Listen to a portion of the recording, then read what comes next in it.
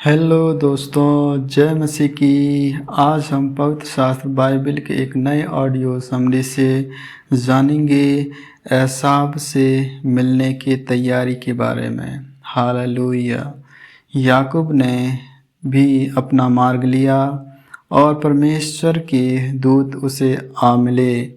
उनको देखते ही याकूब ने कहा, यह तो परमेश्वर का दल है। इसलिए उसने उस स्थान का नाम महनैम रखा।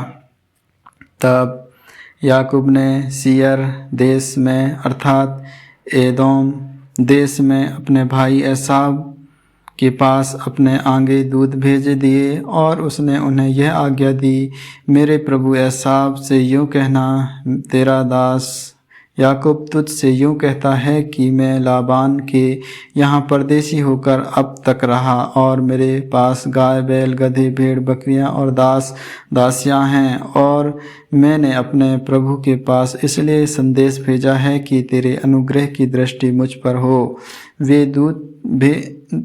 वे दूत याकूब के पास लौट के कहने लगे, हम तेरे भाई एसाव के पास गए थे और वह भी तुझ से भेंट करने को 400 पुरुष संग लिए हुए चला आता है। तब याकूब बहुत डर गया और संकट में पड़ा और यह सोचकर अपने साथियों के और भेड़ बकरियों के और गाय बैलों और ऊँटों के भी अलग अलग 2 दल कर दिए कि यदि एसाव आकर पहले दल को मारने लगे तो दूसरा दल भागकर बच जाएगा।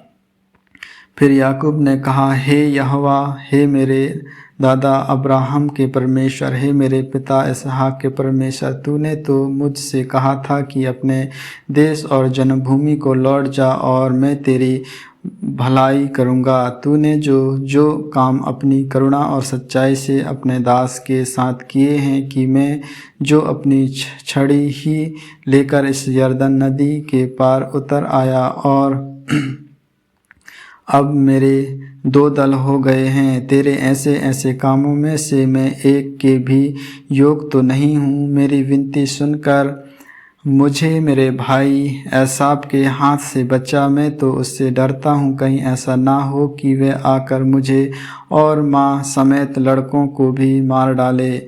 तूने तो कहा है कि मैं निश्चय तेरी भलाई करूँगा और तेरे वंश को समुद्र के बालू के किनकों के समान बहुत करूँगा, जो बहुतायत के मारे गिने नहीं जा सकते। उसने उस दिन रात वहीं बिताई और जो कुछ उसके पास था उसमें से अपने भाई एसाव की भेंट के लिए छाँट छाँट कर निकाला, अर्थात 200 बकरियां और 20 बकरे और 200 भेड़ और 20 मेढ़े और बच्चों समेत दूध देने वाली 30 ऊँटनियाँ और 40 गायें और 10 बैल और 20 गधियाँ और उनके 10 बच्चे। उनको उसने झुंड झुंड करके अपने दासों को सौंप कर उनसे कहा, मेरे आगे बढ़ जाओ और झुंडों के बीच बीच में अंतर रखो। फिर उसने अगले झुंड के रखने वाले को यह आज्ञा दी, जब मेरा भाई एसाव तुझे मिले और पूछने लगे तू किसका दास है और कहा जाता है कि ये जो तेरे आगे आगे हैं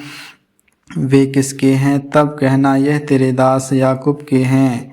हे मेरे प्रभु एसाव, ये भेंट के लिए तेरे पास भेजे गए हैं और वह आप ही हमारे पीछे पीछे आ रहा है। और उसने दूसरे और तीसरे रखवालों को भी वरन उन सबों जो झुंडों के पीछे पीछे थे ऐसे ही आज्ञा दी कि जब एसाव तुमको मिले तब इसी प्रकार उससे कहना, और यह भी कहना, तेरा दास याकूब हमारे पीछे पीछे आ रहा है, क्योंकि उसने यह सोचा कि यह भेंट जो मेरे आगे जाती है इसके द्वारा मैं उसके क्रोध को शांत करके तब उसका दर्शन करूंगा। हो सकता है कि वह मुझसे प्रसन्न हो जाए। इसलिए वह भेंट याकूब से पहले पार उतर गई और वह आप उस रात को छावनी में रहा। याकूब का मल्लयुद्ध।